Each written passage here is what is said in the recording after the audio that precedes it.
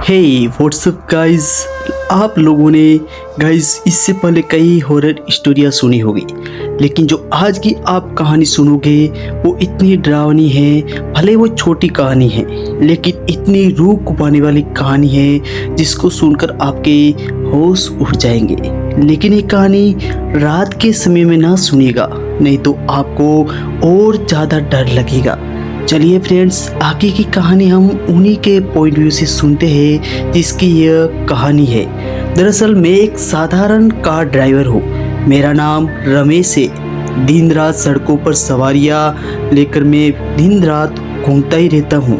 कभी हंसते खिलखिलाते लोग तो कभी खोए हुए और गमगीन मुसाफिर। लेकिन कुछ घटनाएं ऐसी होती है जो हमारे दिल में डर पैदा करती है, हमारे मनोविज्ञान को झकझोर कर रख देती है। आज मैं आपको अपनी एक ऐसी घटना बताने जा रहा हूँ जो मैंने मुंह की सुनसान सड़क पर अनुभव की। यह कहानी कुछ साल पहले की है। रात का समय था, चारों ओर घना अंधेरा और मैं अपनी कार को लेकर महू के एक रास्ते से गुजर रहा था। यह रास्ता दूर दूर तक वीरान और सुनसान था। ज़्यादातर लोग इस रास्ते से रात में गुजरने से कतराते थे क्योंकि इसे भूतिया रास्ता माना जाता था। लेकिन मैं इन बातों पर कभी विश्वास नहीं करता था। मैं ये सब बातें अंधविश्वास की मानता था। मेरी कार की हेडलाइट्स पर इतना उजाला कर रही थी कि मैं सामने की सड़क को बस देख सकूं।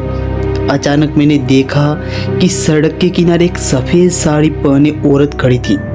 मैंने सोचा शायद किसी को देर हो गई होगी, इसीलिए मैंने अपनी कार को रोक दी। जैसे ही उसने दरवाज़ा खोला, एक ठंडी हवा का झोंका कार के अंदर आया और उसने बिना कुछ कहे चुपचाप पिछली सीट पर बैठ गई। मैंने उससे पूछा, आपको कहाँ जाना है? उसने बस इशारे से आगे बढ़ने का संकेत दिया। उसकी आंखों में एक अजीब सी गहराई थी जिससे मैं कुछ पल के लिए असहज महसूस करने लगा। जैसे जैसे मैं आगे बढ़ रहा था, मेरी घड़ी की सुइयां जैसे थम गई हो। सड़क पर अजीब सन्नाटा था। ऐसा लग रहा था मानो कोई मेरी कार के आसपास साए की तरह घूम रहा हो। उस औरत की उपस्थिति में मुझे अब परेशान करने लगी थी। अचानक वह औरत मुझसे बोली, तुम्हें डर नहीं लगता इस रास्ते से? उसकी आवाज़ में एक ठंडक थी जिससे मेरे शरीर में शीरन दौड़ गई। मैंने कहा, नहीं, मैं बस अपना काम कर रहा हूँ। कुछ मिनटों के बाद उसने कहा, यहीं रुको, मुझे यहीं उतरना है।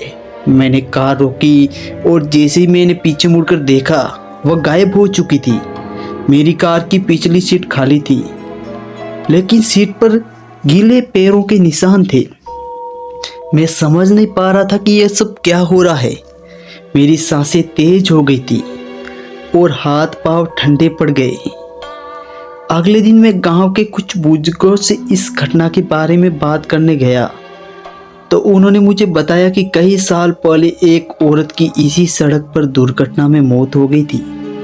तब से कई लोगों ने उस रात को वहाँ पे देखा है, लेकिन जो भी उससे अपनी कार में बैठाता है उसे ये अनुभव होता है कि उस रात की घटना में मेरी जिंदगी बदल दी। मैं आज भी उस औरत के बारे में सोचता हूँ तो मेरी कार में बैठी औरत एक आत्मा थी या फिर वो मेरा भ्रम था।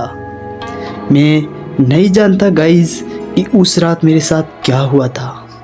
मैं आज भी उस घटना को याद करता हूँ तो पूरी तरह से हिल जाता हूँ।